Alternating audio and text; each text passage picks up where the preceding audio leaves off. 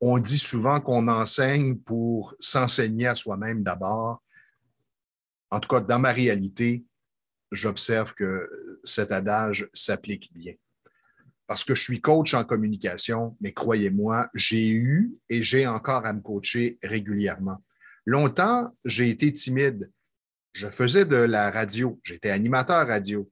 Et lorsque j'arrivais quelque part et que je rencontrais des gens, les gens s'attendaient toujours à ce que j'anime la place. Mais ce n'était pas mon mandat. J'arrive dans un espace, je rencontre des gens, je suis dans ma nature profonde quelqu'un de plutôt réservé et timide, donc j'agis de cette façon, j'écoute les gens. Et à un moment donné, les gens me disent, ouais, mais t'es pas animateur, toi? Ben, on t'entend pas. Pourquoi? Donc, longtemps, j'ai eu à faire cet effort. Il fallait que je me pousse. Il fallait que je me pousse pour aller rencontrer quelqu'un. Il fallait que je me pousse pour je ne sais pas moi, aller discuter avec des inconnus.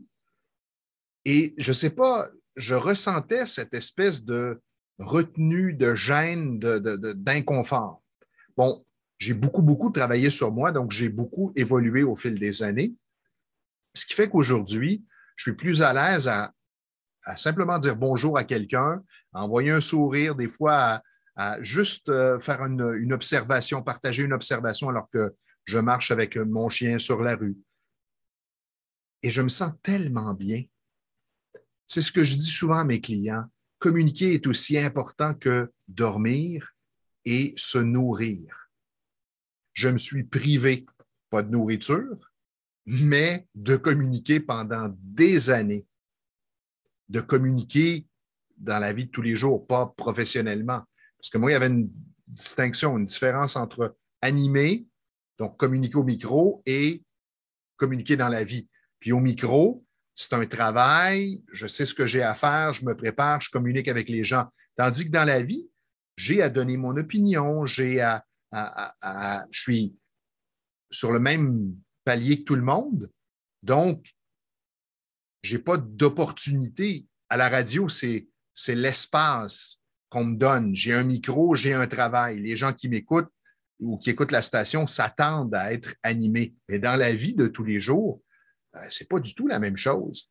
C'est pour cette raison que j'ai eu des collègues qui étaient aussi réservés et timides. Donc, ne pensez pas qu'être animateur à la radio signifie automatiquement être un communicateur à l'aise et confortable dans tous les contextes de communication. Communiquer, c'est s'exposer, c'est prendre le risque. Prendre le risque que l'autre ne soit pas d'accord, qu'il nous juge ou qu'il nous rejette. Et c'est ce que j'ai compris au fil des années. C'est qu'à l'intérieur de moi, il y avait le petit Stéphane qui avait peur. Il avait peur du rejet, qui avait peur du jugement et du regard de l'autre.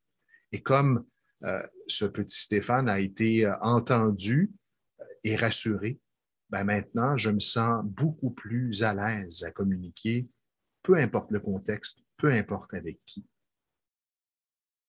C'est ce que ça m'a apporté d'évoluer en communication.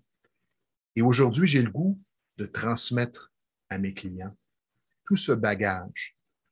Donc, les gens qui m'entendent et me voient et qui me disent, ah ben, c'est facile pour toi de communiquer. Je leur dis, vous ne connaissez pas mon histoire et vous ne savez pas d'où je viens.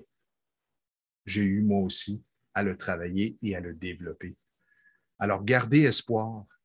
Communiquer, ça s'apprend et ça se développe.